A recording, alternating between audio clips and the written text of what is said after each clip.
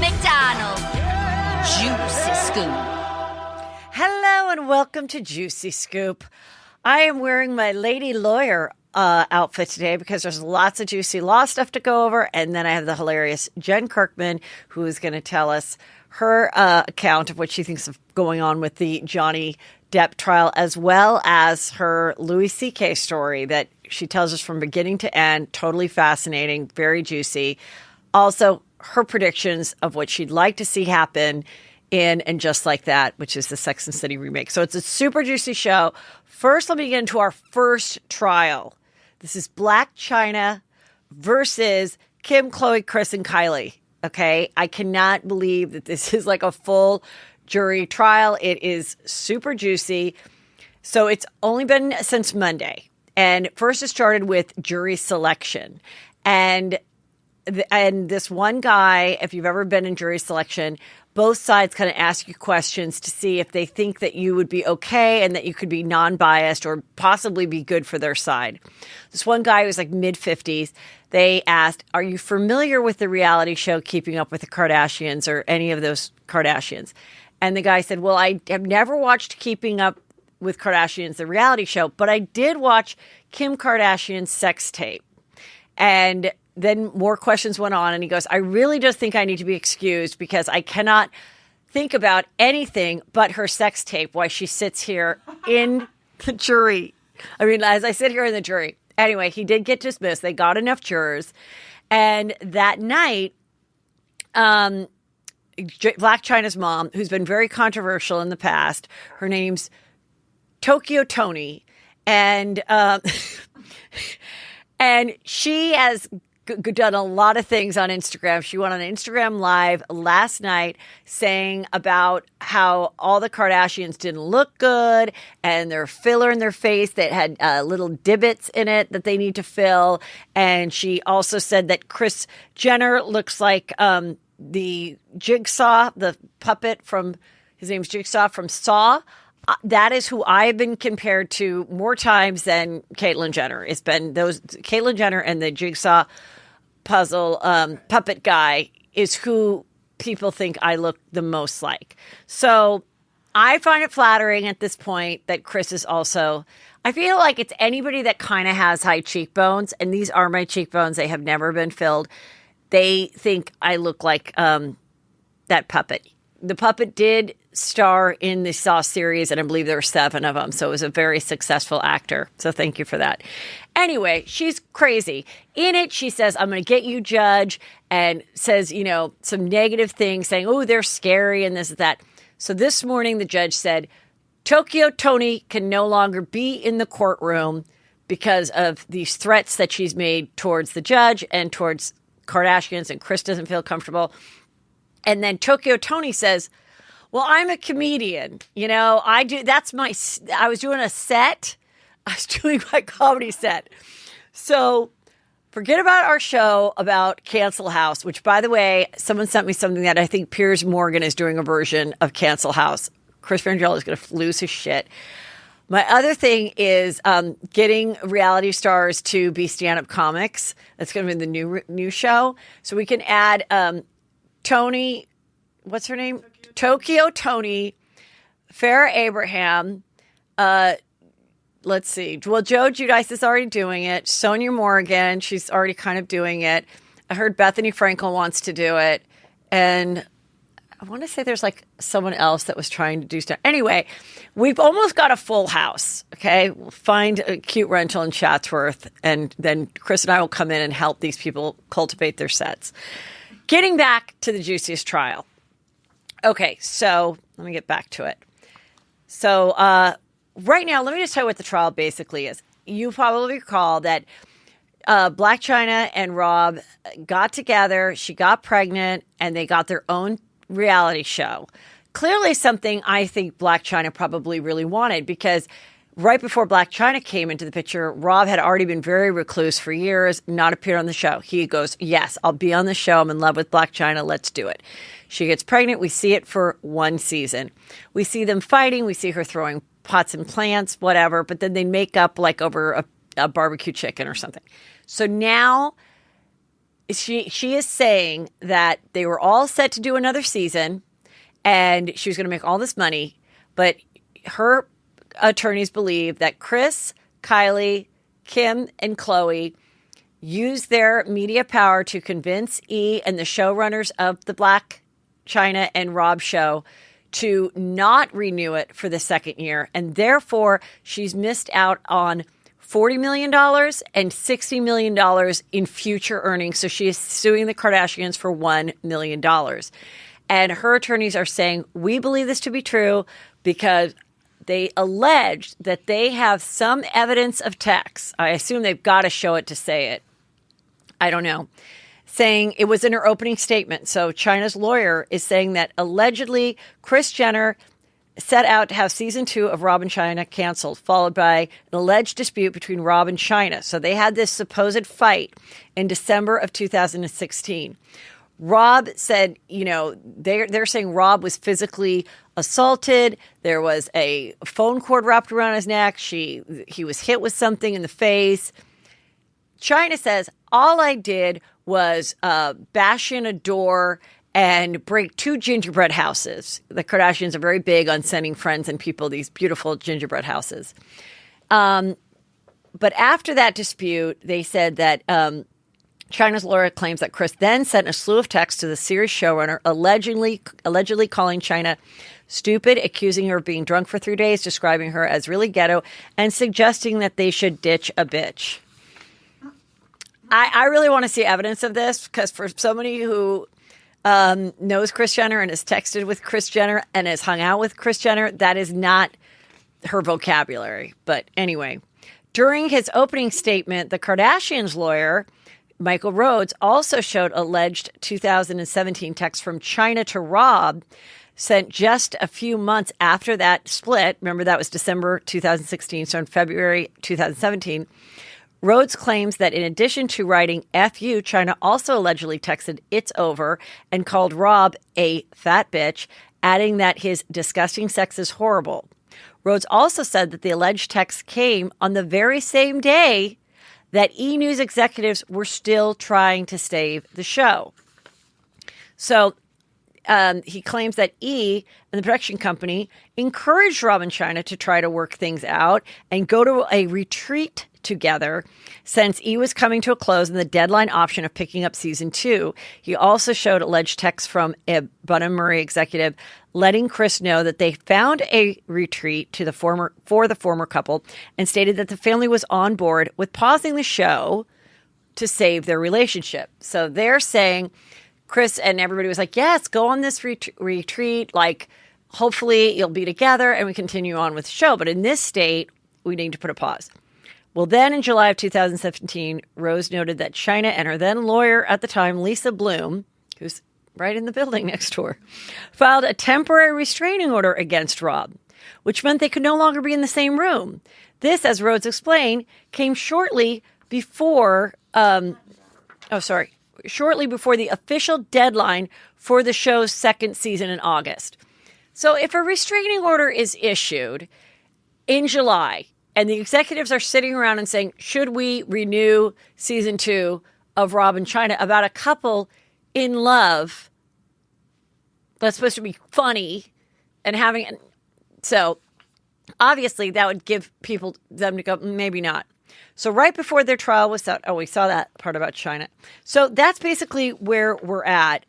And so that's where it's at. It's like Blac Chyna is saying, no, that you got it canceled. And they also said in another article I read, the Kardashians' attorney said that E! paid Chyna $100,000 for a quit fee. Like there must have been an offer. There must be an option in the contract that says, and if we choose to end it, you will still get $100,000, even though we're not going to film the second season. That's what I'm guessing.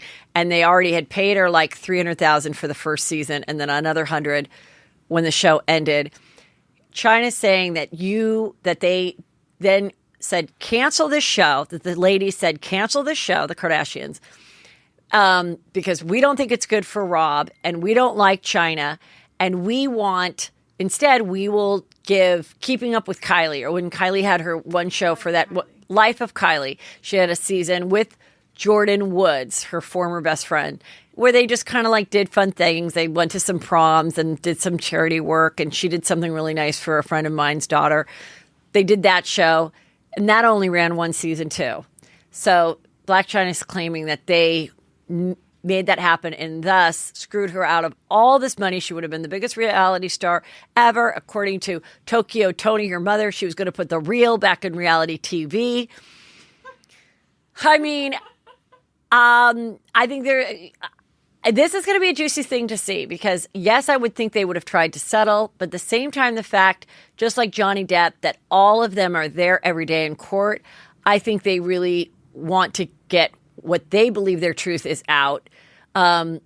It's crazy. Their daughter's 5.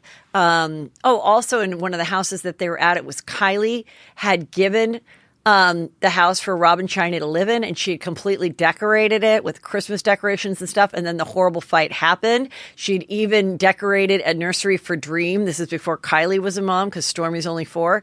And it seemed like they were really trying. And I even remember when they first got together, how Kris said, I love that Chyna's with my son, Rob. He is out. He's happy. He's going to this deli. This is wonderful. So I actually think they were really encouraging, in my opinion, to this relationship when it began. But we all saw how destructive and awful it got. And we all saw when she moved out and he walked around with his camera and he was on Instagram and he's, saying, I can't believe everything is gone. And people were joking that it was like the Grinch who stole Christmas. Like they did memes of Blac Chyna like a Grinch, like taking all the gifts and all the babies. So he was pretty heartbroken. And then, yeah. Did she? I don't know. Listen, it wasn't a relationship to last a lifetime or even a second season of a reality show. But apparently, her lawyers would not be going this far unless they feel that they have some real evidence to sway a jury into believing to their side. So super juicy with that. On Potomac News, Ashley Darby has announced that she and her husband, Michael Darby, are separated. If you're not familiar with this reality show, this couple, it was such a mismatch. They were about 25 years apart. He is this older white Australian guy. She's this beautiful black girl. And they had 2 little boys close in age. And he was, she admitted that she was bisexual, that they were swingers. Or not swingers, but they'd bring in like an extra girl sometimes. There was alleged things where he was pursuing guys on the side. He was obsessed with Robin Dixon's husband, Juan, obsessed with him. He was accused of grabbing the ass of a cameraman. Then he got caught with a stripper in a hotel room, though he said they just talked and took a nap. Anyway, it came out yesterday. They're currently filming, so I'm sure it'll be part of the season that we see. She's a very cute girl. Everyone's very happy to see her move on. There is a big back history to some stuff I heard about them. That'll be on Patreon. So go to heathermcdonald.net and click on Patreon. Join that. Change your life. Now, for my very juicy interview with Jen, we go a little bit deeper into some of the Johnny Depp trial stuff. A couple things that came up that I didn't get to talk about with Jen that I just want to say that I just read about is we did hear the story about the fecal matter. The fecal matter story between Johnny Depp and Amber Heard is that they were fighting and he was going to go back to the house to pick up some things. And his security said, I don't think it's a good idea that you come here right now. We found something under the covers that's very disturbing. And there was a pretty decent size shit in the middle of where he would normally sleep in the bed. And they'd covered it with a blanket. Like, so he could just crawl in there and get snuggly. And there'd be a poo waiting for him. Amber has since said, I did not do that. It must have been one of our little Yorkies. But according to people that are big on Yorkies, and they've looked at the evidence, they said the poo was too large for a Yorkie poo. I don't know. He, in recalling the story on the stand, kind of chuckled about it. The This was one of many weird things that he went through with her.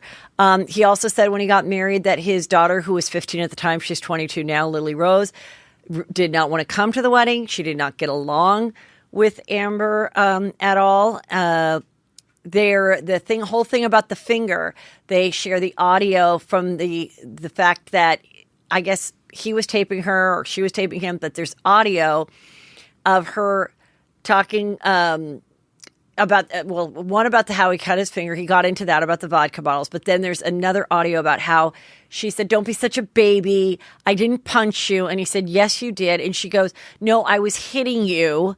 I wasn't punching you." God. That's on audio.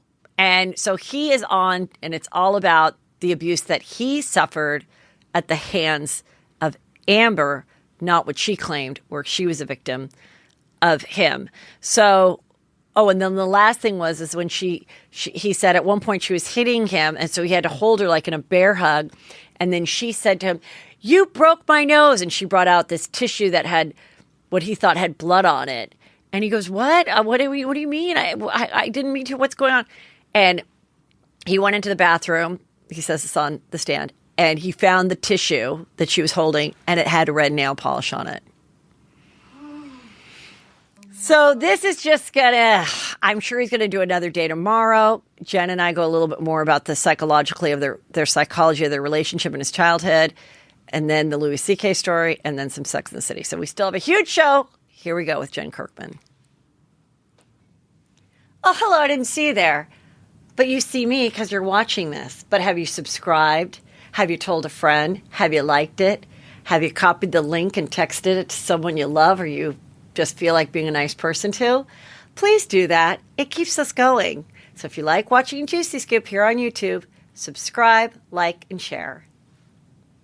Hello and welcome to Juicy Scoop. I'm here with a very good friend that I've had for a long time.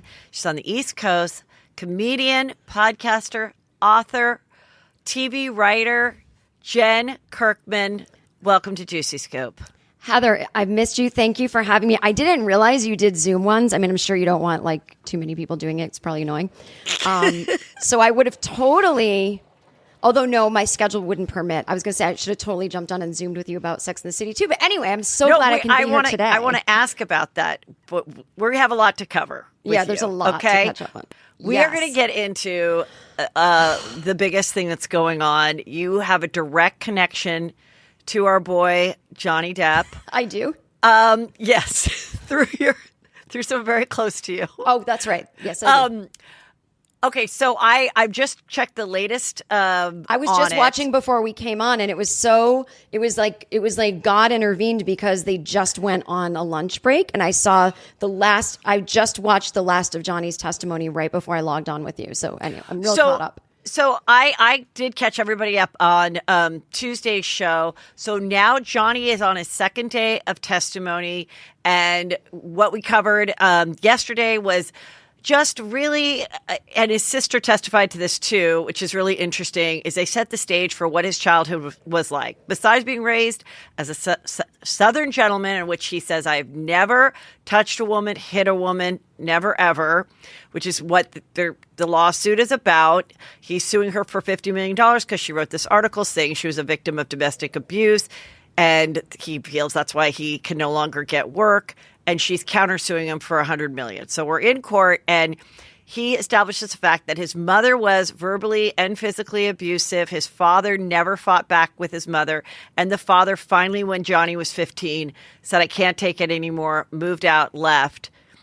But what was also interesting is that he still had a great love for his mother, because he said, "When Amber and I got married, she had about 3 months to live, and we wanted to make sure that we had the actual, real or, legal ceremony in her presence at her home. And then we had the big fancy wedding, I guess, in the Bahamas, where he has this island." So that shows a lot that he still, but it's very interesting to me because I was just talking about this with my son, so many people marry their mother or marry their father or have a similar dynamic in their own marriage as the one that they witnessed in their home. And sometimes it can be very positive. Sometimes it can be quirky or funny. And then sometimes it can be really bad. So I am really, I'm a student of psychology. I mean, not literally, I'm not going to school. Yeah. But I'm obsessed with this kind of thing. And I do have some experience in, let's just say, my family. Nothing happened to me, but others out, in my family. And with someone who's abused, they will always side with the abuser. That's a very common thing with kids, is because like you can't see your parents as bad. It'll like your brain won't let you. So you have to have all the sympathy for them. And he probably, so whatever he did to soothe himself, and I've been reading, he started taking his mom's nerve pills when he was 11. And it's funny because I do remember him talking on talk shows about how much he loved his mother, the single mom, the waitress. And so I always thought, oh, his mom was a single mom because the dad was a jerk and he left. And it's like he left because he was abused. So this all makes sense, that like it's very believable that he was abused, because when he first met Amber Heard and they kissed on set, right? And he said, I felt something I shouldn't have been feeling, like there was an attraction between them. That can be sometimes like a traumatic like thing in his like DNA going off, like that feels so intense. Like he doesn't even have to know that Amber Heard was going to eventually abuse him. Like some primal thing was going off. That's like part of the attraction. So I think this all lines up. This is my armchair psychology degree, but I think it is so, and even I'm looking on Twitter and victims of this kind of thing are saying the way he's talking is how a victim and someone with PTSD talks. Like he's having trouble.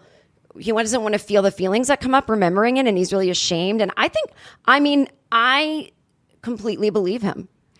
I mean, I definitely believe everything he's saying on the stand is true in his recollection. And he says, I stayed longer than I should because she, also said that she was suicidal, something that my mother would do, and the dramatics of it all. And then he gets into the drug use. And, look, we all knew that he had a problem with drugs and alcohol. And, he claims it wasn't really alcohol, but he was a practicing pirate for many years. So clearly he's going to like a boozy night. What does he mean his own alcohol? He spent like $30,000 a month on wine. That was a story that was out like years ago. We did it on Chelsea. Yeah, but he's kind of saying though, like, well, I wasn't, I wasn't drinking where I'd throw up. I would pass out because of these of these pills, and he talks about the opiates, and yes, he obviously had an issue with both of it, but he's also fun, and he said every time he came home,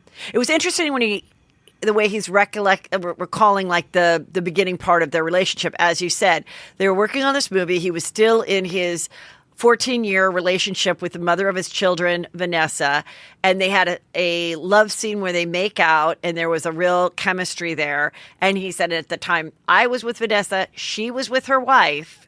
She's been bisexual and had relationships with men and women. Then she came back to a trailer that night, and they made out again. Yeah. And then that was it. I kind of don't know if that's true, but anyway, who knows? So then she leaves, and then we really didn't talk again until press 2 years later. And then by that time, I guess they were both available to pursue it. And then he goes, and then when it first started, it was amazing. I'd come home from a long day of shooting something, and she would bring me a glass of wine, and she would remove my boots. And I'm just imagining like the Pirates of the Caribbean boots, like... So dirty and smelly. Yes. And so he goes, and then one time I came home and she was doing something. She was on the phone or something. So I sat down and I took off my own boots, and she came over angry and said, what are you doing? That's my job. I thought that was just so manipulative and weird, and such a sign that men and women do when they love bomb, and, and then all of a sudden it changes, like, oh my God, I came home to flowers and wine and this and that. And then it's like this, and especially with a girl that's kind of trying to become like a chameleon that he falls in love with. Like her assistant said, she was dressing like him. She wanted her apartment to look bohemian. She got rid of her paper books and was trying to curate a beautiful hardcover first edition, great stuff of literature that he bought her. And like, just that whole thing that people do, that all of a sudden you're like, oh my God, I love red vines. He loves red vines. We're perfect for each other. I mean, like, yes. It reminds me of I don't really love true crime. It freaks me out, but I do know the Dirty John story. And you think of like, this guy was like homeless in a trailer, Yes. a drug addict pretending to be a doctor, but he was so good to her at first. And then the minute that person commits that you're love bombing, they turn. And this happened to a friend of mine, like in a relationship with someone for a year. And then once she was like, okay, I'm in love with you, let's do this, he became a crazy psycho. And it's like, you can't believe it's happening at first. You're like, maybe, I don't know. Like, I think it takes a long time to realize this is them and they're not going through something, and who knows. But it's amazing. They find the right victim, though, that will put up with it. Well, also the beginning of it is so fantastic and something that you've never experienced with any other relationship that you chase it. You're like, well, we were here once. There's got to be a way to get back to that incredible time of taking off my boots and serving me wine, versus her saying to him, who would ever want you in a Dior ad? You're a fat old man and you and your friends are boring playing guitar. Like, where did that go? And I think that's where he was just like, what is happening? And then again, struggling with getting off the opiates and you know, all that is what I think he's trying to display on the stand. Now, I will say this because I get more shit from my fans than anyone gets from their fans. Like, my fans hate me. And I know your fans won't do this to me, but mine will probably tune in and I can hear it now. You speak out against all these abusers, and I can't believe you just because you think he's cute. You think I'm like, no, I thought that he was the abuser at first, totally believed it. Then I know people that know her. I know it's all hearsay, but that she's been a little problematic in life before this, kind of a verbal abuser in relationships. Now, again, hearsay. Now, again, people will say, well, what about their therapist that says there was mutual abuse? I don't think that was a very good wording on her part. There is a thing when you're a victim where you will fucking snap and you might throw something back. And like, yes, drugs, who knows what can happen when you're under the influence. But he's been on drugs and drinking the whole life. And his other partners say he didn't do this. Now, we do know that he trashed a hotel room with Kate Moss. I don't know if there was violence towards each other or they're just high and trashing things because they thought it was funny. Like, I don't know. But I'm just here to say I support the fact that men can be abused by women. I think that's very important. And it does sound like he was abused. I don't think it was mutual, like Sid and Nancy, they're beating each other up. But I'm not trying to sound like anti-woman. I just think this is one of those cases where she might be a sociopath. So everyone can send me hate mail and goodbye. Okay, now in her defense, he said on the stand today, he said, you know, he's trying to get off these opiates drugs, I hope I'm saying it right. And through this Dr. Kipler, who also I mentioned treated Ozzy Osbourne, and Ozzy in the end said he wasn't happy with the treatment, but whatever. So, you know, and it's a form of different medications to wean you off of the pain that happens when you try to get off of these very addictive painkillers. And so he said it's 2:30 and he's like, can you please give me my meds to Amber? And she's like, no, it's not 4:00 yet. Like, that's not 4:00. And so then he goes on to say, you know, how awful it was. And he gets in great detail of coming off these drugs. And as someone who has never been addicted to drugs or alcohol, it is definitely something I never want to experience. It's a good lesson for people to watch this and be very careful with it because it does sound hell painful. Yeah. But in her defense, like, okay, the doctor said 4:00. Like, if I give it to you at 2:30, is tomorrow you're going to ask for it at 2? Like, are we going backwards? She's not a medical doctor. She's not an addiction expert. She's trying to be the good partner. I mean, that would be my defense if I was her. Like, yeah, does this sound like it was a fun weekend in the Bahamas? No, it wasn't. You know, no, of course. Dealing Yeah, with it, I mean, you know, like, yeah. So, I mean, I kind of was, because I do feel like right now it's like, definitely, I mean, the fans are lined up. There's people dressed like some of his favorite characters. They said no one's Jack Sparrow, but they're like some 17-year-old kid that's dressed like, what's the Vegas one? Oh, Leaving Las Vegas? No. Not Leaving. It the was Rum Diary? No. No, where he has the glasses. He's like 70s and drugs. And yes, I don't remember it's the all name. about drugs. I never loved that movie, by the way. No. But wait, why is no one dressed as Captain Jack, the most fun one? I don't know. They just said there's no. According to, Is it? I think page 6, they just said there's other people dressed up as things, and people have spent money to get there, and their fans outside, and their fans that's waiting. a little crazy. Yes. And is anyone dressed like scissor hands with scissors for hands wearing leather? I also predict that SNL will probably, I don't know if SNL will mock this because the subject is so serious. Yeah. But if I was on SNL, I'd be pitching that we do the trial, and in the back are Scissor Hands, Captain Jack, Benny and June, 21 Jump Street, just like all the people and with notepads, acting very serious, but they're in these costumes. That would be amazing. I think the funniest thing is, this is different than other trials I've seen where the lawyer asks you a question and they just let you keep talking. So they'll be like, how did you meet Amber Heard? And he starts with the meeting he had with Hunter S. Thompson to make a movie of his book, The Rum Diaries. And then he commits suicide. And then, so we found this director who, he just said he never wanted to direct again, but he really loved the project. And then I'm like, they asked how you met. Clearly the answer is she auditioned for the movie. But he goes into these long things. And then he was like, I tuned in to the trial, in the middle of it. And the first thing I saw was he was like, coming up with the character of Jack Sparrow was it's like a soup. It's a little bit Keith Richards. It's a little bit Pepe Le Pew. His brain was scrambled from being in the sun. And And I'm like, what are they asking him? He is just, it's like a masterclass in how movies are made. I love it. Well, the way I understand it from not being a lawyer is that in this particular type of a case, because it's not like a murder trial, he is getting questioned by his own attorney. And so she's allowing him to go on and on and on and on, and not saying, hey, get to the point like a prosecutor would with a murder person. And they're just sitting back taking notes, Amber's people, so that they can combat what he has said. So right now, he can ramble, and I think they realize that it's up to the jury for the jury to decide, does he get money? Does she get money? Does no one get money? So I think the more that they can show him being telling his story of what he's been through, from drug rehab, from being a delight on set, to his relationships, to his true love that he had for Amber, calling her Miss Heard, showing the pain that he has when he's again, sort of trying to protect her in certain situations. Oh, and I hate to reveal this part of the story, but she was just chopping some carrots or doing something in the kitchen. I said, may I please have my meds now? And it's this long, and we're seeing true theater. So they're, that's what's going to you want them to be on your side. So the attorney's just sense. Yeah. Also, I'm going to say a little something, and people may or may not like it. I've noticed a little flirty between him and the brunette attorney. Oh, I haven't.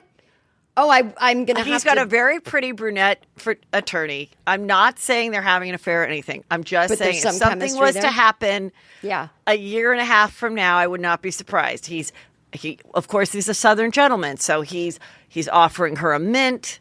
He's laughing with her. He always makes sure that he gets out first from the car and holds and lets the ladies out. He's the one that shuts the door, not the security guard, not the driver.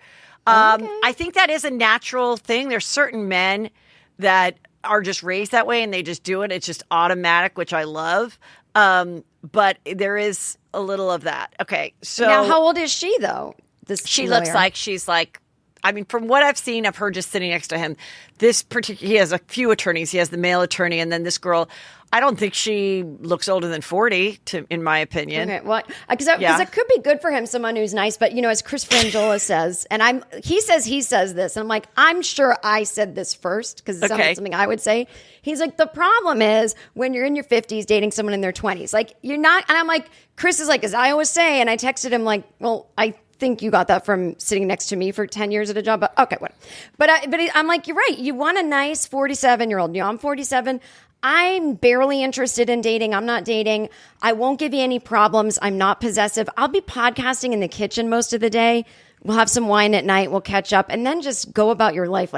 I'm so tired. I got no problems to give anyone. And I'm still 11 years younger than him. I'm not wanting to be with him, but I'm just saying these famous 50-year-olds who think they got to go 20 Well, No. yeah, I mean, that's the thing. I mean, and on top of it, a bisexual woman, okay, bisexuals come at me.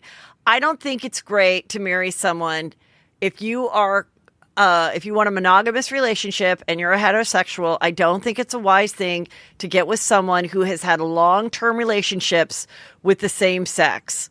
I think that's already got a strike against you for a long-term situation. I'm sorry. I disagree. Now, you don't have to marry bisexual, but I have friends who are bisexual, married the opposite gender that they are, and literally been married longer than I ever made it. So it's like, you never know. Okay. But to me, I don't see... And then on top of it, but exactly I don't what see you Amber as said. bisexual, let's be honest.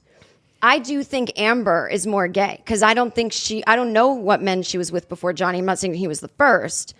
But So why do you think ironic. Do you think she just pursued Elon Musk because she's social climbing? So she got Johnny Depp, she got a famous actor. Now let me get like the richest man on earth. Like, let me just keep going up the ladder because we know that's that the problem. Yeah. But I mean, it's ironic. It's not like she cheated on him with a woman. James Franco, Elon Musk. It's like, she's like, really?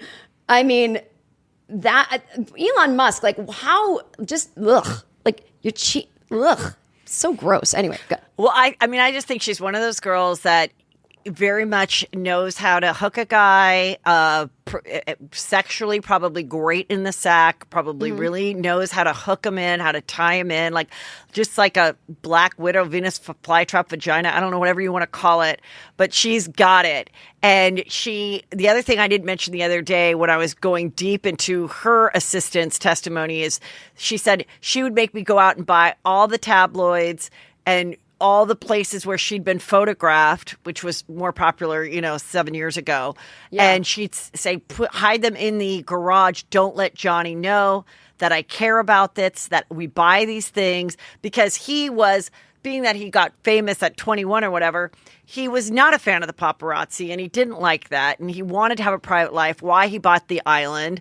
And so he was not one that loved that, Yeah. And so she knows he would have been turned off if he knew that. She also, I think, pretended to be a lot more maternal. I think she presented herself like, I'm going to be this super great stepmom, super into her kids. Oh my God, I want to give all my money to Children's Hospital, which she never did, the $7 million. Oh, she didn't. Did not. They could only find that she gave one donation of $250,000. And the assistant also said she would cancel all her volunteering hours. Like she was set to do it on 3 occasions. All 3 occasions she canceled.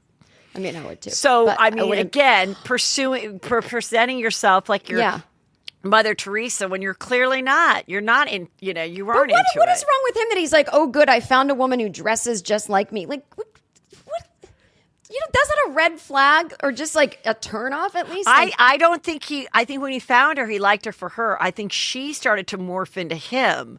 Oh, okay. Thinking that's what would hook him even more. But let me get into the strong connection that you have towards the real Johnny Depp. One sec. We'll just have to make Heather. a note. That's okay. Just make a note of this. I just had to pour myself more coffee. Sorry. My real life connection to Johnny Depp. Yes. Okay. Why don't you just start right there? The real life connection that you have to him. Well, my mom is a big Johnny Depp fan. I just saw her this weekend. We celebrated her 84th birthday. And my mom and dad, they go to the Foxwoods Casino in Connecticut every weekend. And it's not just about the gambling for them. They get free tickets to every show there. And it's not hokey. They've got like rock bands that play. They've gone to see Smashing Pumpkins. They've seen... my mom sees Ringo Starr's band play all the time. She's a big fan of that. She's seen Alicia Keys. Get to the Johnny Depp. Now you're as bad as Johnny Depp on the stand. That's right. Get to the Johnny Depp. So she has seen Johnny Depp's band, the Hollywood Vampires, multiple times at Foxwoods. And this is in the last 10 years. She is a big fan. Okay. And she's always like, he is so cute. So right after the first breaking news years ago, when Amber Heard said he abused me, I was so disappointed because I've always been a huge fan of his. And I felt like, I'm sure it's true, these guys. And so Dude, let me just interrupt. Do Yeah. you think because of your strong resemblance to Winona Ryder that you also felt that at one time you could be in a relationship with Johnny? Oh, no, I don't see myself that way. I wish, but maybe now. Okay. You know, All maybe right. not in his heyday. So But, anyway, continue. So So when the story my- broke, go on. When the story broke, I told my mom, and she said, "Oh, it's terrible." And then she still continued to go see the Hollywood Vampires play when a couple months later. And I said, "Mom, if you were in the public eye, you'd be canceled for such behavior, supporting this abuser." And she said, "Jennifer, I don't believe the story because he was playing and he was sort of hanging his head down." And I said, "That's what all guys do with long hair and they play guitar." "No, Jennifer, it wasn't the way he was playing. He looked ashamed. Like it was different than the other times I've seen the band where he's smiling and laughing and looking at the audience. And he just had his head down like he felt like he had a secret." And I said, "Well, maybe the secret is that he's abusing someone." And he said, No, he looked sad. I think there's more to the story." And my mom gives everyone the benefit of the doubt. So I just went, I don't know. But my mom called it, that she could see the shame and that he was hiding something and keeping a secret. But it was because but that was after the story came out. Did she see him change when Yes. he was with her throughout the years being with her? No, she said that during the shows, normally he was very, like he was having fun with the band and they'd be like whispering things to each other and laughing. And, when musicians think it's funny that they play a note and they like look at each other on stage, they're doing that kind of thing. But she said after the abuse allegations came out, he seemed sort of off to the side and just kind of like sat. And so, well, I can see why. I actually can see why your mom was not called to the stand, because now I don't think that's that great of testimony for Johnny's side. well, I thought if it was that his demeanor changed while he was in the thick of his relationship with her, but we didn't know that they were going to break up. we didn't know. And Then I I don't know would how much say- he was playing during that. That's the thing. Right. He might, I think, but she also said she's a bit. This is just a plug. They're not paying me to say this, but Sauvage by Dior, the perfume he wears, man, that smells good. My dad, I was like, "Dad, you smell real good." This is at Christmas, and he's never worn cologne in his life. And he goes, "Just Mom bought it for me." And I said, "What is it?" She goes, "It's a Johnny Depp cologne. I bought it so he'd smell like him." And it does smell great. So It's there you go. unfortunate, though, that your mom couldn't get on the jury, because I would definitely pick her to be on the jury. I just don't think I'd pick her to be an eyewitness. She doesn't need to be. Well, and then this weekend I Yes. said, "Mom, you were proven right." And she goes, "Oh, it's funny you say that. I'm starting to change my mind and think he did it." I go, "Why do you think that?" And she goes, "It's just going on so long." I go, "That's not a reason to.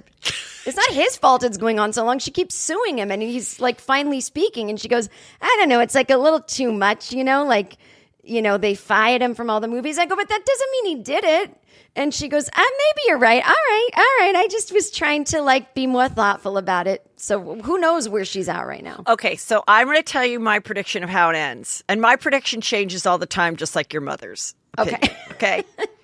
I think the jury, because it's simultaneous, like the case is simultaneously, so I think that they're going to side in his favor, but they are only going to make her give back half of the $7 million. So I think she will have to pay $4.5 million to him, and that's it.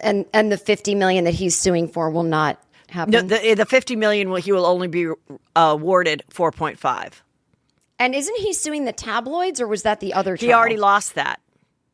That was in the UK, this is and he him lost. suing her personally. Yes, and Ooh. yes, Yeah, and she will obviously be awarded nothing, but she will have to pay 4.5 million. That is my prediction. I think that's a good prediction. I haven't thought about it. I'll just say, yeah, you're right. I do think that even if she did do it, Yeah. I think there's just a hesitancy to make a woman pay out the ass to a guy that isn't perfect. Like he has drug problems, whatever. Okay, good point. I think that people don't want to do that. And so I think you're right. Like if she pays anything, it'll be like this half what you know what I mean? Like, no way is she ever going to be on the hook for 50 million or even 10 million. I think you're right. Yeah, he's not perfect. They also brought up text messages that he has said about women in the past using, fat, ugly whore and the CUNT word and gold digger and shrew and all of that. And then he's like, yes, and he, in response to that, he said, well, my texts are colorful and I write my texts like, literature greats of it sounded like a bullshit thing. He definitely has a temper. I also want to say, I said something wrong on Tuesday's show about the severed finger. When he went to the hospital, he said, I cut it myself. But I guess there is audio to Amber kind of confirming his story that she threw not one but two vodka bottles, and one of the broken bottles did slice off the top of his finger somehow. And by him saying, I cut it off, it was just like an abuse victim who lies when they get to the doctor because he didn't want her to be arrested. So he was like, let me just say I accidentally cut off the top, like the tip. And so, I kind of missaid that last time. But anyway, we're going to keep watching. Wait, really quick. Yeah. I do have a real life Winona Ryder story where she did tell me he was very sweet. I mean, that's really okay. Let's hear that. Basically, just like I met her because I did a drunk history episode and she was the famous person that did the lip syncing. Oh, and yes. Oddly, she came to, I didn't meet her at all during the filming process because I don't have to be part of it, but she came to the premiere party of that episode, which is really weird because no celebrities ever do. And she came by herself. I mean, she had like an assistant person that was kind of like Secret Service style, like kind of off in the distance. And she didn't know anyone, so she went straight to the bathroom. And I was in the bathroom and she opened the door and she goes, hi. And I was like, oh my God, hi. And we'd never met, but she knew me from watching the video of me being drunk. And she gave me a big hug. And she said she really got into character as this person that we were talking about. And she did so, but she also wanted to get into the character of me, like learning how I talk. So she read my books. And one of my books talks about like having a crush on Johnny Depp, and I was so embarrassed that that's the one she read. And I was like, you read my book? And she's like, I loved it. And, I don't have kids either. And like we hung out all night. We smoked cigarettes together. We held hands. She loves to hold hands. She had a boyfriend. It wasn't like a gay thing. And we sat at this table together, and then we went out to a bar after. But anyway, at one point I said, I'm so embarrassed you read that book. And I say I have a crush on Johnny Depp, and that's like a real person, that was like your boyfriend. I'm so embarrassed. And she just took my hand across the table and she was like, no. And she's like, oh, he's so sweet. He's so sweet, she said. Yeah. Like wistfully, just like, oh. He dressed the tattoo of, he said, because they said, now what about when Amber made fun of your tattoo or said that's an ugly tattoo? He said, well, I would never be upset about that because it's like someone saying, pointing out an entry in your journal. I see my body as a journal and I tattoo moments in my life, so I wouldn't change a tattoo. And he's like, well, actually, I take that back. I did have a Winona Ryder tattoo and I changed it to Wino Forever because that's humor. And through pain, you got to see the funny, whatever. And, but that's great. I'm glad you had fun with Winona Ryder, and I'm glad she didn't steal anything from you. Sorry, I didn't have anything expensive enough to steal. Well, good. Good. I'm glad. I'll never forget that Saks Fifth Avenue moment. That was when she was on camera taking stuff. That must have been after. That was after Johnny Depp, wasn't it? Oh, way after. That was when she was hanging out with Kourtney Love. So I think there's... Yeah, that wasn't a great influence. It wasn't a good time, yeah. I also want to ask you about a very juicy story of Louis C.K. Now, you have fought the story, the press, the fans... So I'm just going to let you tell it in your own words as a female comic. Okay. Do tell. Do you want me to tell my story of like all the times I want you to tell the whole story, the backlash, when it rose up, when you're like, stop calling me about it. And then you're finally like, okay, I will talk about it. It's been a lot of back and forth. It's been a lot. Okay, so basically... And I remember you mentioning it when we were at the Chelsea Lately days, and I couldn't really remember the story, but in the Chelsea Lately days, there was no evidence out there to the public that Louis C.K. would hit on girls, whip out his dick and masturbate without their permission or with their permission or both. Yeah. There was none of that out there. So go ahead. That's right. I met Louis in the late 90s in New York City when I was just a young thing, 23 years old. He wasn't famous, but he wrote on the Conan O'Brien show and he did stand up. And the stand up he did was nothing like what he does now, personal. It was all absurd jokes. And my boyfriend at the time was a really big fan of his. And so he's like, let's go see this guy, Louis. And I was like, it's not really for me, but okay. And, but I knew everyone worshiped him. And we both did a voiceover on this cartoon show that filmed in Boston. And my friend Brendan was the guy who created the show, and he cast both of us in it. So I really had never met Louis, maybe just around at comedy shows, hi-bye, nothing really. I really didn't look up to him at all. I didn't give a shit. He wasn't my kind of comic. I was more of like a Marc Maron fan at that point, like someone who talks about their life. But Louis and I are on the same flight, like a little Delta from New York to Boston, 45 minutes, and we're seated next to each other. And he seemed like such a grown-up, like he was ignoring me and reading the newspaper. This was really 1999, and I feel like flights were so much nicer then. And he was drinking coffee and orange juice, and he just literally ignored me the whole flight. And I remember thinking, God, of course he's ignoring me. He's in his early 30s and he's very successful. He's a writer and I'm just this open mic comic just starting out. And this is how you're supposed to treat, younger people. And this makes sense. Okay. I wasn't offended, but that's what I thought. And at this time he was married, right? I forget if he was married, but I don't remember. I don't know if he had kids yet. Yeah. Okay. So we get off the plane and I don't remember. I mean, again, so long ago, but I think I was going to probably just get it. There was no Uber or phones or anything. I think I was going to just get a cab at the airport and that was going to drive me to the part of Boston that this little filming was in. And Louis and I grew up. He grew up in Brookline, Massachusetts. I grew up in a town called Needham, right next door to each other. He's older than me. We never met, but both Boston people. So at the airport, he says, first time he spoke to me, he says, hey, we're both going to the same place. I rented a car. Do you want to ride? And I said, oh, that'd be great. So I get in the car and we're driving through his hometown on the way to this recording studio. And he says, I grew up here. And I said, oh my God, I grew up like a town over. And I want to start talking about, things you talk to someone about when you're from the same town. And he goes, that house right there. Oh my God, the woman that lived there, the girl that lived there, she had these big tits and I would sit in my room and masturbate and think about them. He's like, but then one time I got to see them. He's like, that house over there. I mean, I don't remember the details, but he was pointing out in that park over there, I got my first blowjob. It was stuff like that. Where Interesting. He was telling me, I think it was even weirder than I got my first blowjob. And don't quote me, but it was more like, here are thoughts that I thought over here. I was in that park masturbating, thinking about someone. And I'm going to interrupt you right now because I find that so fascinating. Because the more we learn about grooming, whether it's between consent, age appropriate adults, whether it's consenting or not, or even with children. Oftentimes with children, you hear that the perpetrator, starts to show them dirty magazines or starts talking about sex or lets them see porn. And it's like, don't tell your parents that you watch this with me because you're going to get in trouble for watching it. That's like a very common thing that priests and teachers and coaches would do to boys. Yeah. And so then they're like, well, I don't want to, I'm going to get in trouble. So it's putting those sexual thoughts out there. So continue, go on. I absolutely didn't think it at the time, but looking back, I go, oh, he was grooming me or just trying to see what he could do. And seeing your response. If you would have been right away, if you would have been not rolling with it and being like, I'm sorry, that's offensive. Could you please stop? You're grossing me out.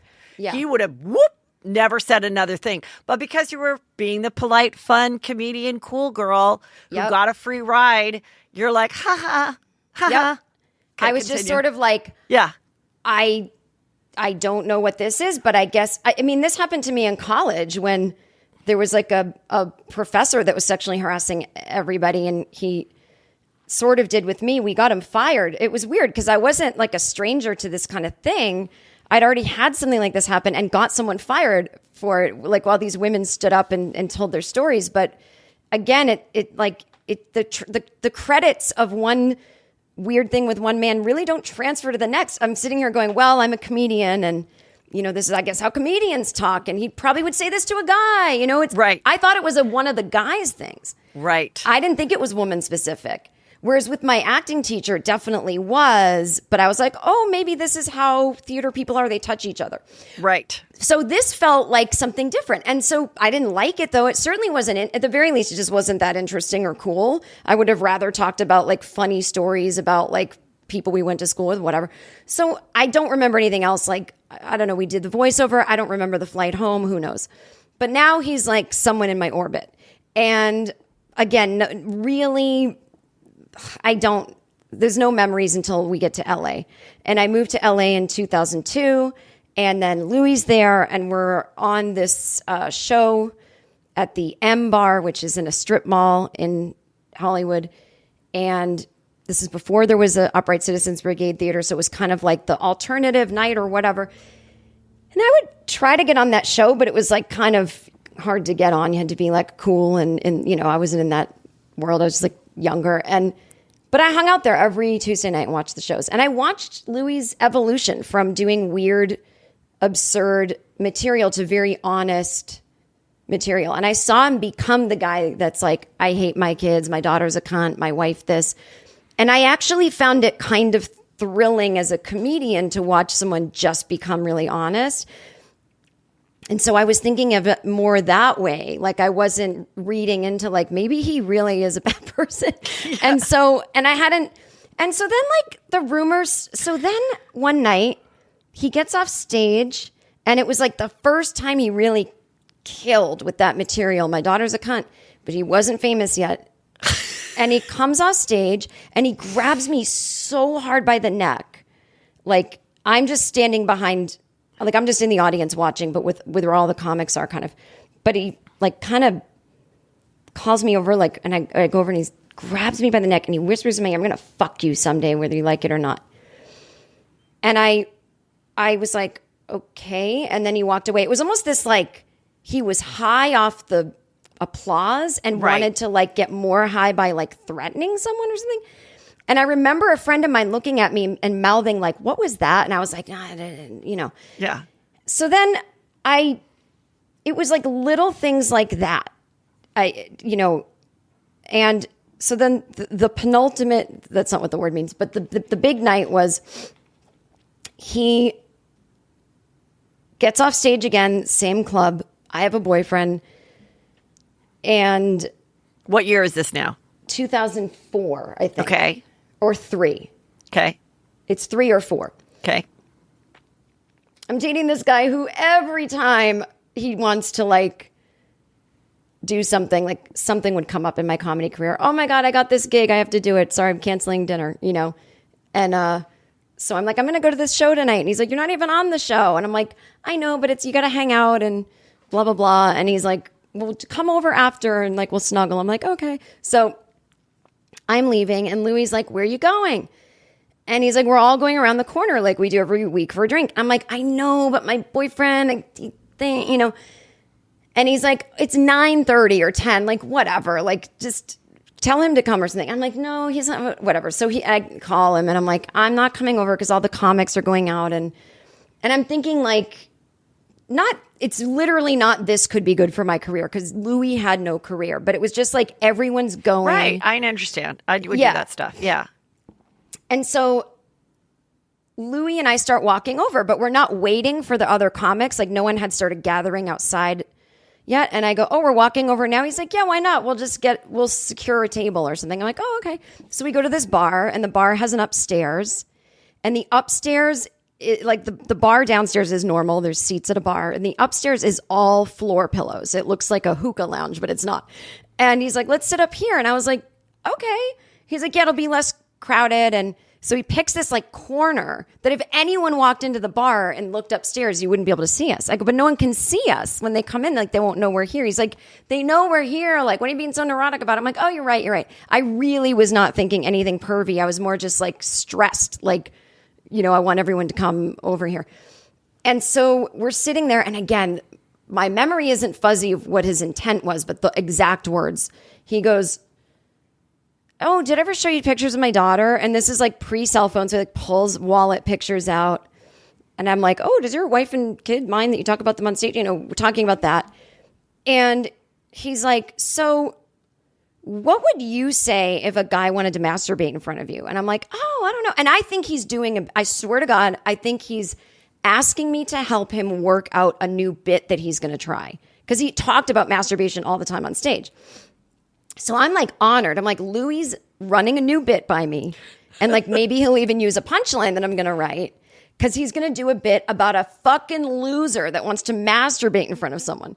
He goes, well, I mean, what if the guy was like married with kids, but was like, hey, I just want to masturbate in front of you, like, you know, at a bar or something. And I was like, yeah. And I was like, okay, so the guy, and I'm like still talking like it's a bit. And he's like, Jen. And I'm like, what? And he's like, what if a guy wants to masturbate in front of you right here or something like that? Like, he didn't say, can I masturbate? You know, and I went, are you wait, what? It was like that. And he's like, what? I like doing that or something. He's like, I go, I thought we were, what is this? And he's like, well, what did you think this was? We're like sitting up here and I was like, oh. And then at that moment, like a bunch of the comics found us and like someone came over as comics do to like get attention from Louis, you know, so they all came over and sat down and it was like without missing a beat. He goes, I was just showing Jen a picture of my daughter and everyone's like, oh my God, that's so cute. And I was just sitting there like, this guy is fucking weird. And so I think I got up and walked away and was like, guys, I think he just asked me, I think he was trying to masturbate in front of me up there. And they were like, you know, we've heard that, like, it wasn't in that moment, but later on I started telling all these people and most people didn't care. And some people were like, oh, he's done that to people before. And I was like, who? Because I didn't know these girls because they lived in Chicago and they had done this comedy festival that I was never in. And so they were like, these girls, Dana and Julia, but I don't even know if I knew that's their names, but in the retelling, no one ever said their names to me. And I was like, I don't know who that is. I really didn't. It turned out that like this project that this other girl I'm friends with, Rebecca Corey, we both were up for this pilot that Courtney Cox was producing where it would be Louis and a woman hosting like a late night Daily Show kind of show. And it was like, I was down to one of the finalists. I didn't get it, but Rebecca did. And he ended up trying to masturbate to her on the pilot. And we knew each other. And he did that to her like within 6 months of doing it to me. And we never told each other. Like, so really, I just kept hearing it. But I was like, I don't know who these people are. So anyway, I just found him more and more like disgusting. And so then about 6 months later, I was on the road as, you know, Greg Behrendt. He wrote He's Just Not That Into You. Yeah. I was his opening act on the road. And Louis was following my MySpace or something. I mean, again, this is like 2002, like no internet. 2003, sorry. It's after he already asked me to jerk off with her. He sends me an email. He's like, hey, I see that you're at the West Palm Beach Improv with Greg. I'm going to be in Miami in a few days. You can be my opening act. And I'm like, oh, fuck, this is huge, you know, because he was starting to get like big, even though he's like playing clubs. But he's like, and you could do more road gigs with me. Like, it'd be cool to like travel together. You could be my opening. And I was like, fuck, like, and then he just wrote, oh, P.S. I'm divorced now. And I was like, well, that tells me something. Like, because I think that night I said to him something like, you're married, you know, which wasn't the reason I objected to him wanting to show me his dick. It was just sort of like, that's why I trusted him. Like, if a guy's married with kids, I was stupid enough to think that didn't mean anything about, like, I thought they weren't interested in me. So I think that's why he wrote that. And I just said, you know, honestly, like I make more at my temp job than I would as an opening act. And I can't because I really need to make money. And I said, no, but deep down, I didn't want to because it's not that I thought he was going to rape me or anything like that. I thought he blatantly wanted an opening act that would have sex with him. And I felt if I said yes, but knowing I wasn't going to have sex with him, it would just be annoying to him. Like, you know, and I really, if this is true, I don't begrudge him. I think it's weird, but like, you know, I don't want to be in that back and forth of no, you know. So that's why I said no.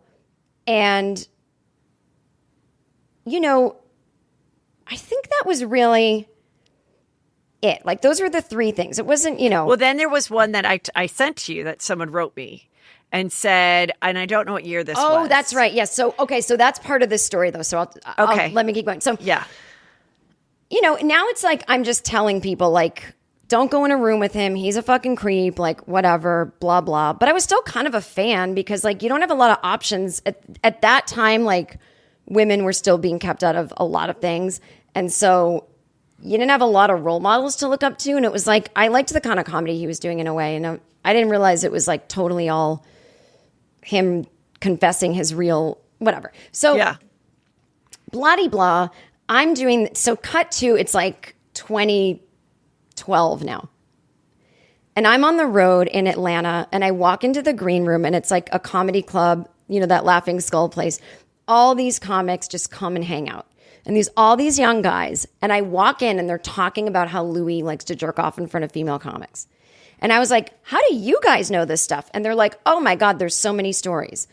And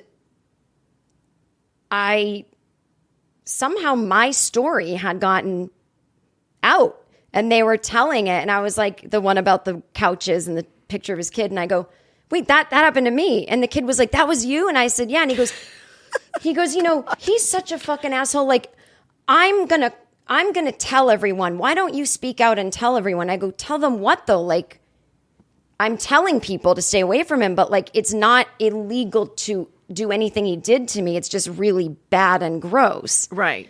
And they're like, but he's been doing it to all these people. I'm like, I know, but like literally, when am I going to call the cops? Like there's nothing. And I hate saying that because then people who argue against me can say, well, then it wasn't a big deal. It's like, whatever. Yeah. So the kid tweets, I know for a fact that Louis is jerking off in front of women and blah, blah, blah. Louis was still on Twitter at this point, or he used to check Twitter. And he tweeted that kid, or he DM'd the kid and said, call me. Here's my number. And so the kid called Louis. And now, meanwhile, we do the gigs that weekend, me and that kid. I say, please leave me out of this. Do not mention me to Louis. And he's like, sorry, but I have to follow my heart. Like, I'm not going to lie and cover up abuse. And I was like, okay. So I'm back in LA and the kid calls me and he's like, Louis tried to manipulate me and tell me that he didn't do it and that all the women he jerked off in front of gave him his consent. And Louis said, he really wants to talk to you about this. And he said he was going to, give you a call. And I was like, and Louis already had my number. And I was like, okay. And the kid was like, I'm sorry, but I had to mention that I talked to you. I was like, it's fine. I don't really care. And he's like, but that guy's like a psycho. I can tell from talking to him. He's a fucking liar. And he got really angry and he was like trying to shut me down. And he's like, this must be bigger than we even know. And I was like, yeah, maybe. But again, like, what am I going to do? And why am I going to? Again, I wasn't afraid of my career ending. What am I going to do? And there was no social media, viral, Me Too. So Louis calls, I don't pick up. Then it kind of honestly just goes away for another few months. Then I get an email from Louis. I would get it every so often after this. Oh my God, I just saw your episode of Drunk History. It is so funny. You were so funny. And I'm like, it's weird. Yeah. And he just kept writing me. And then he wrote me, I saw you. Oh my God, you were doing a show at the Improv Lab. And I was in the Improv main room. And I watched your stuff. And it was so funny. And I'm so sorry I didn't have time to say hi after. And then you said, this is where you said, so this girl, a Juicy Scooper wrote me and said, I remember being at the lab at the Improv, and which is the smaller room at the Improv on Melrose in LA. And Jen Kirkman was on stage doing her thing. And I just remember Louis standing in the back, like staring at her with his arms folded. And to this eyewitness, she felt that it was a move that he was hoping that you would see him and be intimidated as like, So it's very interesting that there was an element of intimidation and then an element of, remember me, I'm your friend. Yep. I'm your friend. I'm a fan. I can help you. So think about that when you're around people and you might want to tell this story. Think about that, which is like, Yep. I mean, it's Harvey Weinstein type of stuff that you'd hear about, you know, like, oh, come on, I'm your friend. Come on. Like, I'm going to help you get this part. Come on, you know, amazing. Well, and again, I didn't even see him there, so it was like, all right. And I was more like, oh, I was just working out new stuff. Like, hope you didn't see that. It was probably not funny, but so then that keeps going on, and you know, nothing changes. So then 2014, my Netflix special comes out, and in it, I talk about being divorced, and I talk about like how I was horny after I got divorced because we didn't have sex a lot, and I slept with a younger guy, and I did a bit about masturbation. It's very innocent stuff compared to, you know, whatever. Yeah. But that's like, you know, so I'm in Australia doing this comedy festival, and Louis is blowing up at this point, getting famous for telling jokes about sex, masturbation, and divorce. So here I am, like, kind of like also doing stuff like that, not anything to do with him. It was just what I was going through. And all the reviews I got in Australia of my show, because I like performed the show there, were kind of like 3 stars out of 5. And it was all men. And they were like, she's just trying to be dirty to get attention. And my show wasn't dirty at all. And like the New York Times gave it like a nice review. So it was like, there was just a lot of sexism going on. And every interview I did to promote my like run of shows in Australia, they'd say, what's it like being a woman in comedy? And I'm like, I'm not answering this because I'm going to say there's sexism. And then the headline's going to be Jen Kirkman says there's sexism, and it's not going to be funny and no one's going to come. Do you ever ask the guys this? And it was like, I did a whole day of press. So I go back to my hotel room and I have a bottle of wine or a couple glasses of wine, and I do my podcast that I do where I just talk about my week. And again, I'd only been doing that podcast for about a year. I didn't think anyone was listening except my diehard fans. And I turn on the mic and I go, this is what it's like being a woman in comedy, is that you have to deal with these fucking questions and your show doesn't get a good review, even though if a man did it, he'd be like called a genius. And I gave 3 examples of men in comedy that nobody ever followed up with me on. I had one guy who's like a famous nerd comic say, you can't do material about being a dork because you're too pretty. And he screamed it in my face, shaking with anger. Then I had another male comic make fun of me for writing a book about not wanting kids because it offended him. And these are 2 beloved male comics, Brian Posehn and Patton Oswalt. Okay. Now, are they friends of mine? Sure. But, you know, they don't do that to their male comedy friends. Right. And then I said the big one is there's a well-known perv who there's all these rumors about him. I don't know the people he did, but he did some stuff to me and I couldn't go on tour with him because I was afraid he was going to try to have sex with me or jerk off in front of me. And I said, so that is what it's like being a woman in comedy, is we're treated differently by our peers and we always have to worry about if we're about to get like yelled at or sexually assaulted. And I said, you know, my managers, I was like, you know, don't even bother talking about this stuff. These guys are just like, you know, the known perv is just a loser. Like, he's like, don't even bother. It's just going to make you look bad. Like, it's going to bring up more whatever. So I go, I just mentioned that. And I'm like, so the reason I don't talk about it is because I don't have any, like, what am I going to do? You know? So, but that's what it's like. And I put it out. And Jezebel, a feminist in quotes website that I've been interviewed by, instead of calling me and saying, hey, can we talk about your blind item podcast? They run an article saying Jen just outed Louis C.K. And they guessed the blind item and wrote everything I said and then wrote a hit piece on me saying I'm a bad feminist for not saying his name and for not doing more. And they completely ignored the whole overview of my point, which was all the types of things men in comedy say, which to me saying you're too pretty to be a dork is just like, it's not just as offensive, but it's bothersome. And I took the podcast down because I was like, oh my God, like the press was pouring in. It was like, it wouldn't stop. And then they wrote another piece saying, Jen Kirkman did she get paid off? But you know, these people that go, just asking questions. Yeah. Did she get paid off by Louis C.K. to take it down? And it's like, no. So anyway, now Louis is emailing me. Can you give me a call? Yeah. And I say, no, I can't. I don't want you yelling at me. He's like, I'm not going to yell at you. I'm like, whatever you need to say to me, we can do it over email. So this is like a few months later. Now the press is going crazy. Everyone's picking up the story. I'm just trying to stay quiet. So I'm getting it on all ends. People are getting the story wrong and they're saying he jerked off in front of me. And I'm saying, no, he didn't. And they're like, why'd you lie? I didn't lie. You got it wrong. Well, he didn't even, or why are you covering up for him? So no one believed me. Feminists were mad at me and his defenders. I had no one on my side in the press. And I was handling it all by myself. I mean, I had a publicist manager. No one knew what to do. And I'm trying to promote like a Netflix special and a book. And everyone's like, you just did this for attention. I'm like, trust me. And every media outlet that I wanted to do an interview with for my special or my book said only if she talks about Louis. So no one cared about my work, whatever.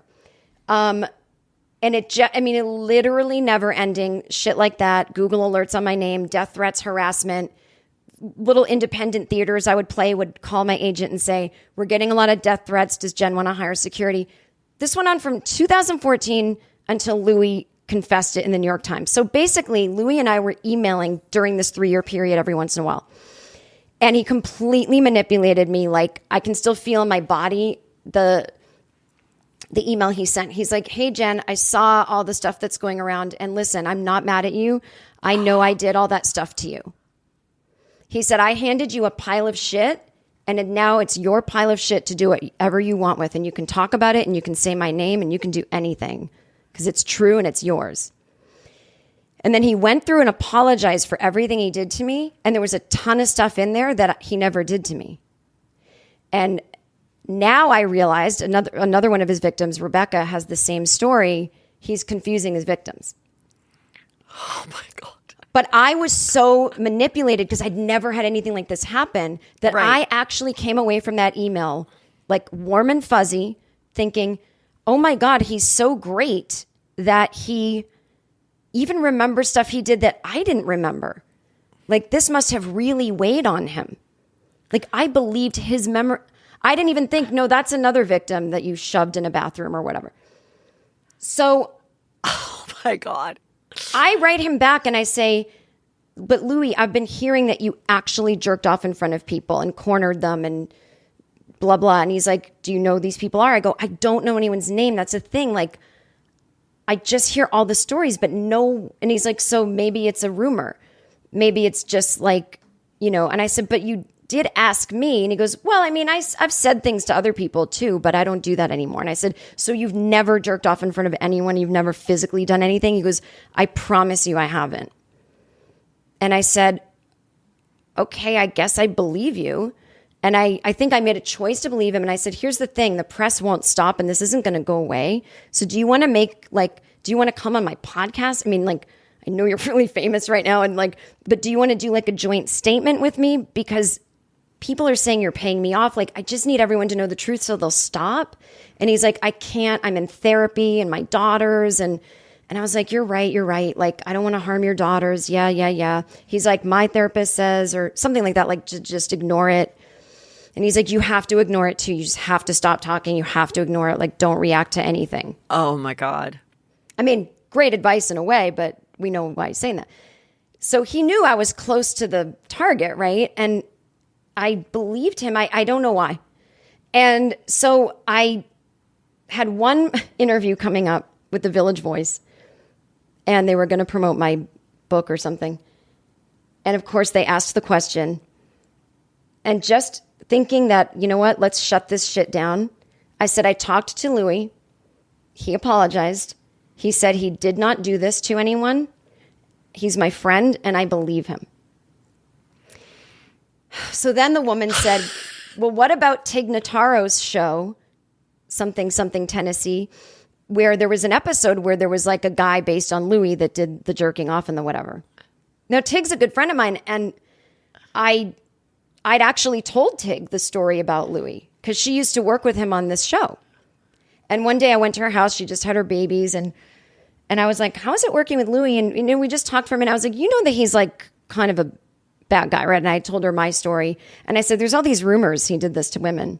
And Tig was like, what? Like, she literally did not know. They'd never gotten to her, the rumors. And she was like, so she immediately took action and like wrote an episode of the show about him and like stopped working with him. And Tig did the thing that I didn't do. She went hunting to find out who these other women were.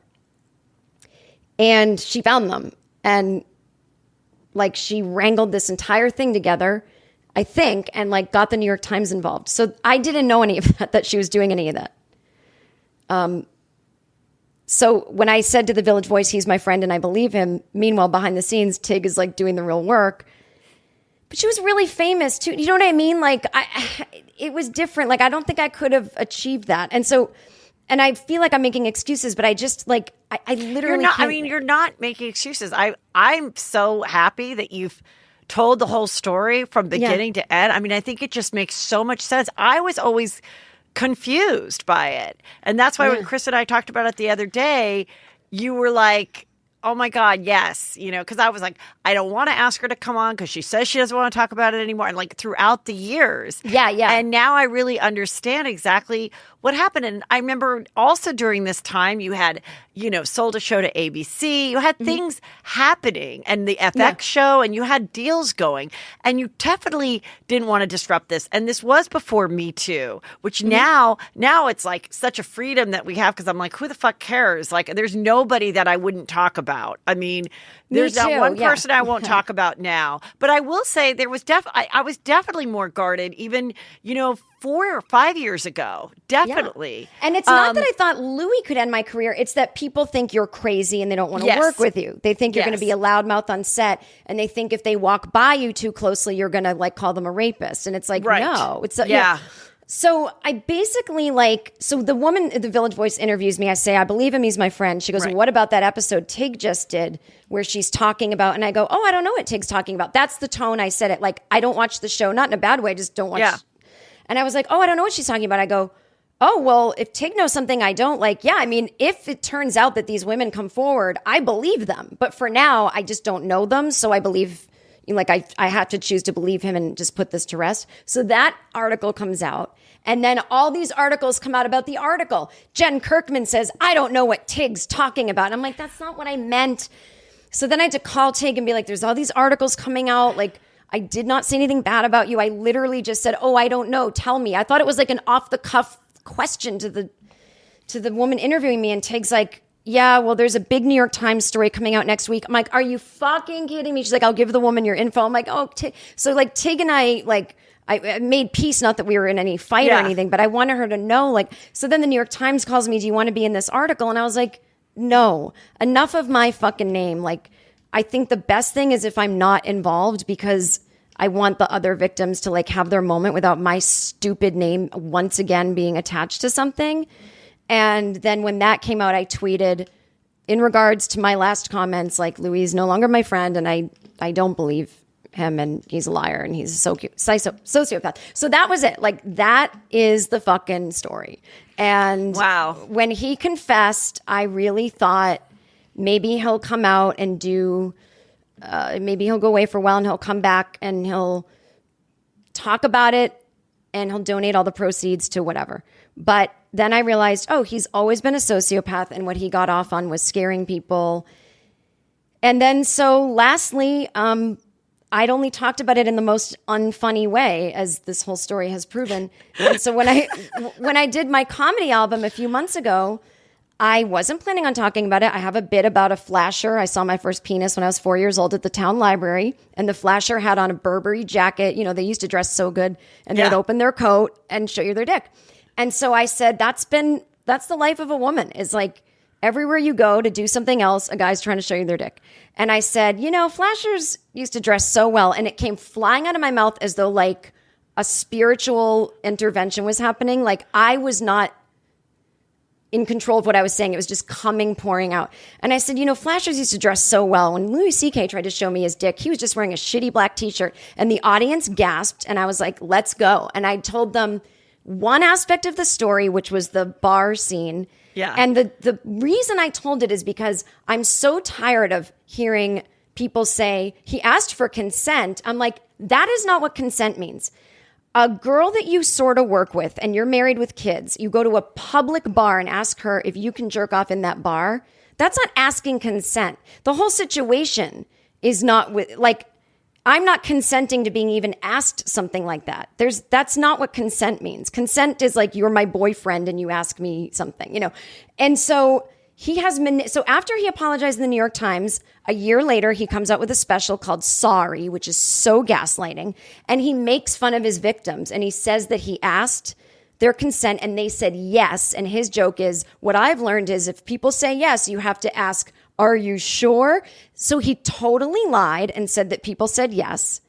Even though the ones that did probably went, yeah, like kidding. They didn't realize he was serious. And so he lied. Well, the point is with the emails that he sent to you and Rebecca, he doesn't remember his facts or his victims or anything. And, anyway, so like, continue. Well, so then he handed his fans a bunch of talking points with that special. So now he goes, I asked consent. So now they go, what's the big deal? He asked consent and you said yes, but. And then he goes, I lost $50 million. $50 million was not taken out of his bank account. He added up all the deals that he could have gotten. Oh, big deal. Oh, I just lost $100 million. Like, you can just say anything, he's still very wealthy. He's never not been a millionaire, blah, blah, blah. And so, long story, even longer, I released my album. You lost the deals because the behavior that you've been doing finally got out and people knew your real character and your work is based on your character and your character isn't cute anymore. That's why you lost the fucking deals. Right. And it's like, it's a corporate world, like Netflix, ABC, they're corporations. Like if you destroy your own brand, what the fuck would they want to do with you? They're not going to make any money. They're not doing it to be woke. They're doing it because they're not going to make money because you tarnished your own brand and you're an HR liability because a lot of this stuff he did in the fucking workplace. And I don't mean comedy clubs. He did it on sets and things like that.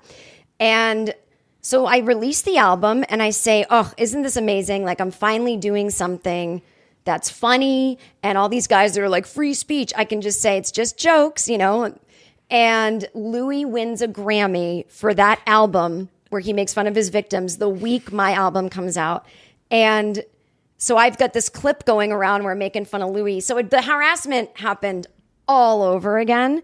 But this time I was like, I'm going to fucking make money off it. Every time I got harassed, I just kept leaning into it, promoting it, and being like, buy my album. I was like, fuck it, So it did hurt me. I did have like minor... The PTSD is not from Louis. It's from people harassing me, And so I did say I don't want to talk about it, but only to I don't want to talk about it to the press, but like friends who have a podcast, of course, and a woman, not like whatever. But it's just so, he's just so gross. And like the bottom line is like, I think we need to stop framing it as like, it's offensive. Like he's just a fucking loser. Like what a loser. Just what a loser. Yeah, well, exactly. And, that this is how he conducted himself all these years and presented himself like, he was such an advocate of women by doing, what's her name, the Adlon show, Better Off. Oh, yeah, Better Things. Yeah. Better Things, And that was his cover, I guess. Yeah, to act like he was this big, advocate of female comics and everything when it was always he had an underlying desire. I bring this up so many times when I talk about Louis C.K., but I got wind of the movie that he did. I think it has been scraped everywhere. I don't know if anyone can find it. Oh, that like Daddy's Girl or whatever? Yeah, it's this black and white film that's very much in the vein of Woody Allen. And he is the voice of... he wrote the movie and started it, and he's like the moral voice in it. And his wife uses horrible language, and his friend is jerking off in front of an executive, and his daughter is pursuing a 70-year-old man who she wants to fuck. And then when he talks about it, this other girl that he's with says, I pursued a 38-year-old man when I was 17. So the whole movie was put out. It was supposed to be put out in the media, but they pulled it because of the scandal for people to see it like they did the movie Manhattan or whatever that was, thinking, oh, I guess this 40-year-old man, or in Woody Allen's case, or this 70-year-old man in this Louis C.K. movie, I guess a 17-year-old woman would really be attracted to him and really willingly is mature enough to want to fuck him. And, oh, really, she's the manipulator. And really, she's the one that's driving this relationship. Maybe a Lolita situation is okay. And that is where, when people talk about people in media and it could go to extremes, whatever, putting the ideas in our heads that something is okay. It is so true because you'll look back at movies from 20 years ago and go, I cannot believe this movie was made at a studio, that people put this out thinking that this was be okay for millions of people to see and get in our heads. And so we've all been groomed by things like this. Yes. So I'm like, that was such a grooming mechanism. And I wish that the movie could get out, because I think if it got out and if more people talked about it, I think they would, who knows? You know what? If people like Louis C.K. and the club wants to put him on and the people want to come and pay to see him, then that is their freedom as a club owner and their freedom as a Patreon and, a patron and a patron, not Patreon, a patron. But that's the right of America. And I don't want to see that shut down. But I also love that we're able to talk about it and share our stories. And that's why I always say people should share your whole story from your perspective, because it's easier if you say it all and then someone tries to poke holes and they give their version and then you have to defend yourself. So sometimes when I feel like in my career, when people, said, I'm going to say this about you, I was like, you know what? There's a story I haven't told you guys yet. And I'm going to tell you right now this, because good luck trying to come, once I've already shared my side of it. So I think I really love that you said it. And I want people to understand your perspective and what you went through. And you explained it really, really well. And I never really understood all the nuances of it either. And then how it just kept going like this and people kept coming back and forth and back and forth. And so I want everyone. Imagine if your fans were so rabid for you that they just harassed people all day and told them to kill themselves. Like, wouldn't you jump in and be like, guys, what are you doing? We're not creating this kind of culture. But he loves it. I have been harassed by Selena Gomez robots. And I will never say a negative thing about Selena Gomez either. It was like 72 hours of rat emojis and me having to block people. And I get it. I don't know what these people hire bot farms. Yes. I think Louis has hired a bot farm. Yes, because when it was first happening to me, I thought, wow, these teenagers certainly have a lot of time on their hands. Don't they have to go to Zoom school or something? Like, how do they have this much time? And then I realized whether she's part of it or not, or her team, 100%. That happens and it works. It's the cyber mafia. It does work. It does get under your skin and it makes you go, God, it's just not worth it. Like it's not. I'll never talk a negative story about her again because forget it. Yeah. So I definitely think it happens. Well, some might be genuine, but I think a lot are bought. No, I think they're all mixed in. I think Kris D'Elia is a great example of a groomer. His entire act was to attract teenage girls. He's like, girls say this, like a man in his 40s calling women girls, and then when girls are drunk, they're like this. I'm like, what girls are you hanging out with? Like, you sound like this is material that an 18-year-old should be doing. Like, right. He wanted, and that's why I get sad. Like, all these young women, they all. Those are all his fans, and then he does that on purpose so he can DM them and blah blah. It's just such a gross business that I'm glad I'm glad it's been exposed, and I'm glad people's eyes are kind of open, because once you see it, you're like, you're right. That is right. Weird. That was grooming. That, oh my God, I never thought of it like that, and that's why I like discussing this type of stuff sometimes, Because I have to be more patient. It is just the beginning of people realizing this stuff, and I'm like, let's fix it now, but it'll get there. Yes. People will be grossed out on their own by these kind of people. It's going to take a while. Jen, thank you so much for coming on Juicy Scoop. I miss you. Tell everybody where they can see the latest albums, the books, the podcast. Go for it. Well, something I'm very passionate about is my new podcast called Anxiety Bites. It's free everywhere you get podcasts. I'm doing it with iHeartRadio. I love it, and I interview experts about anxiety, but it's fun, and people swear, and so if you think you need some help, go listen to that. And then I have a new comedy album called OK Gen X, and you can hear that Louis story and funny stories about my mom and Catholicism and blah blah blah, and you can buy that on iTunes or Amazon, or just go to my Twitter at Jen Kirkman. Everything's in my link there. Jen, thank you. Let me know when you're back in LA. Let's go out with our boy Yes. Kris Frangiola and Sarah and anyone else that's in town. I hope to be back a few times between June and July, like a couple times each month. Hopefully not catching, COVID on my flight there. So we'll see. Stop being a negative. Listen, you're going to come out. You're going to come on our boat. Oh, no, you get seasick. Never mind. No, I don't. What kind of boat? No, on a whale watch. It's not a whale watch, is it? No, it's just around Newport. Oh, no, I won't houses. get seasick from that. Okay. I only get seasick on like a whale watch. Okay, so then just you're keep me away invited. from like the ocean. I'll come on the boat. And then I'm excited for Sex and the City season 2. I will probably be back in LA. Before you Yeah. go, Yeah. tell me your predictions. Okay. Well, I don't know if I have real predictions, but what I want is what I'm going to tell you what I want. Okay. I want Shay Diaz, who is like the, Miss politically correct about everything. If you remember in the last episode, she's like, I'm doing a pilot and Tony Danza is playing my dad, even though he's not Mexican. I want her to get canceled for allowing a white guy to play her dad. I want her to have a scandal where it's like, oh, she's Miss Woke, except for, when it's going to be her success. I want Miranda to break up with her and go back to New York and try to do that internship and have her black professor be like, listen, white bitch, like, you can't be like, I want this internship. Oh, wait, now I don't. Like, you're acting the most white privilege ever. And you think you're like, helping the world and you're not. I want Carrie's podcast to stop taking phone calls. I want no more anyone's kids. Don't care about the kids. No one's kids can be in it. And I want Charlotte to act like whatever's going on with her. I need her to act a little more normal. Like, I don't know how to explain it. She seems out of it. Like the actress, not the character.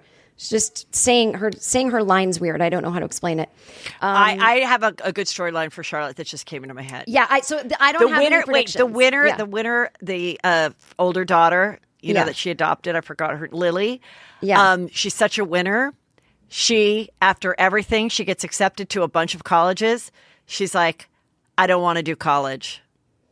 I don't want to go. I don't want to. I'm not going to do this scholarship. I'm not going to do this. But Lily, we got you into Princeton, and you got and NYU and Stanford. What do you mean? And it's like, that's your dream, Mom. I'm not a sorority girl. I did all this, and you're letting Rose be what was the boy's now? Rose being Rock. Red Rock. Red Rock. You're letting Rose be a boy. You can let me not be an Ivy Leaguer to fill out your dream at your fancy thing. So but all your other stuff I love. And then the podcast thing, I was watching a complete marathon of the original series this past weekend. Oh, and great. The podcast thing just doesn't work because it's about the narration in her head. So I think she just either we have no narration or we just get rid of that altogether. But we definitely do not need to see corny jokes and multiple people talking. Oh my God, I have to tell you the funniest thing. So I'm with Brandon, my son, and we're getting a salad after a beach day because he's on spring break. And I parked my car, and this guy parks his car, and he's probably like 35. It's just like out in Westlake Village. And I put on my sweatshirt for Juicy Scoop. And it didn't even say Juicy Scoop on it, but somehow he goes, oh, is that merch from your show? And I go, oh. Yeah. I go, yeah. He goes, what kind of show is it? I go, it's a podcast called Juicy Scoop. And he goes, oh, really? I've got a podcast too. And he has like a pretty nice car and everything. And, we interview gangsters, and maybe he didn't say gangsters, but he said we interview like celebrities, rappers, whatever. And I go, okay, great. So on the ride home, I go, Brandon, let's just, and the name of the podcast is his license plate. So I'm like, let's just listen to it on the way home. And he goes, well, God, they don't have a lot. Right away, Brandon's like a podcast expert. He's like, they don't have a lot of reviews and they only have 5 episodes out. So I don't know so I don't see how big of a hit this is. I go, let's just listen to it. It is 3 guys talking about fast food for the first 7 minutes. Oh. And then, and they're like, all right, let's go. I'm like, this is why people think that they can be podcasters. Listen, I don't know how to be a contractor. Yeah. It's like me trying to drywall something and wire something. It's like, just because you know how to speak does not mean that you can have a successful podcast with your two other friends. Ugh. That is what I felt like they were showing us with the Sex and the City, and just like that podcast. It was 100%. That horrific. It was like an outsider thinking it's like me thinking this is what it must be like for like contractors to get together and build a house. I don't know how to fucking do it. Yes. I have one more. It's not a prediction. It's a suggestion. As we have these political tensions with Russia, it reminds me of the 80s when everyone was like, it's not the Russian people, it's the Russian government. Right. So we need like that kind of, we had a lot of programming, like Family Ties had Alex playing chess with a Russian guy and they became best friends, whatever. So Carrie and Baryshnikov need to get back together. So Alexander needs to...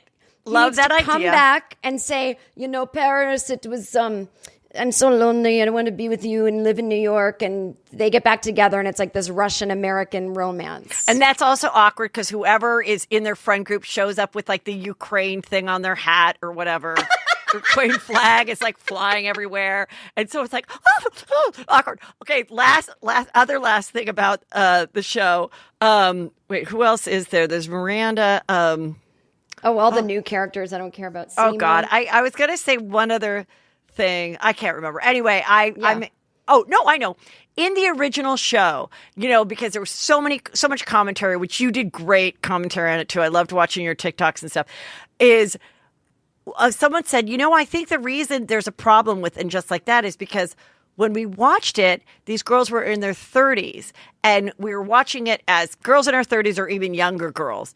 So there was a hope of like every episode, is this going to be the one? Who are they going to end up with? Yet they're 30 and they have money and they have cute outfits and they can pay for a full dinner, but they get to fuck different guys every week. What a fun thing to aspire to be, right? Yeah. So then at 55, one is dead. One is, gay and exploring sexuality.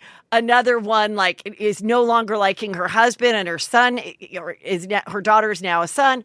And, we're dealing with all this stuff. And it's like, my friends and I are a little bit younger than them, but I'm like, I could not be more happy with my life. Like, I'm having fun. I finally have some money.